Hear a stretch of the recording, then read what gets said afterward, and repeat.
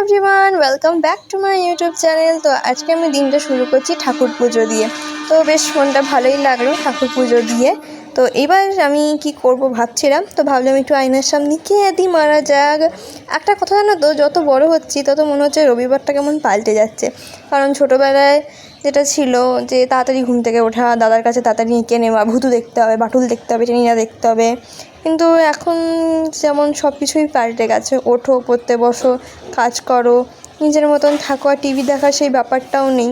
তো সে যাই হোক, এই দুটোকে দেখো, এই দুটোর মধ্যে ভাব দেখো, কেউ বলবে এটা 1:20 সময় ওই দিন রাতে বাড়ি ফিরেছে, কি মানে বলবো, কি ভাবটা খালি ওদের দুজনের মধ্যে দেখো। তো তারপর খেয়ে নিলাম ওষুধের ওপরই তো আমি এখন বেঁচে আছি বলতে গেলে।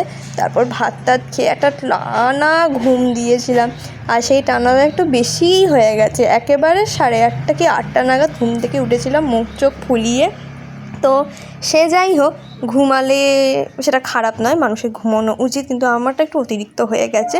তো আমি ভেবেছিলাম আজকে একটু ফটোশ্যুট করব, কিন্তু এখনই বাজে 8:30 মতন, এখনও চা খাইনি। এবার চা খাবো, তারপর ভাববো যে কি করা যায়।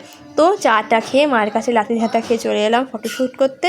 কারণ আমার মা বললো সারাদিন নাকি আমি মোষের মতন ভস করে ঘুমিয়েছি। আচ্ছা তোমরাই বলো, একটু ঘুমোনো কি দোষ? হ্যাঁ, ঘুমোনো কি পাপ? ঘুমোনো একটা আর্ট, শিল্প, সবাই ঘুমোতে পারে না, কিন্তু সেটা আমার মাকে আর কে বোঝাবে।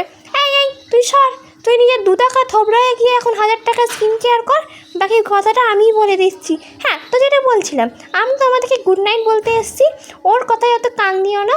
ও এখন নিজের 2 টাকার থবড়ায় 1000 টাকা স্কিন কেয়ার করুক, তাতে ওর কোনো লাভ হবে না, কারণ কি ওর মুখটা থাকবে সেই 4 আনার মতনই। তো আমি এখানে খাচ্ছি হচ্ছে হুইসকাস খেতে আমি খুব ভালোবাসি, আর আমার এই বোনটা খেতে ভালোবাসে হচ্ছে পিওর পেট। আমাদের জন্য কিছু পাঠাতে হলে এই দুটোই পাঠিও।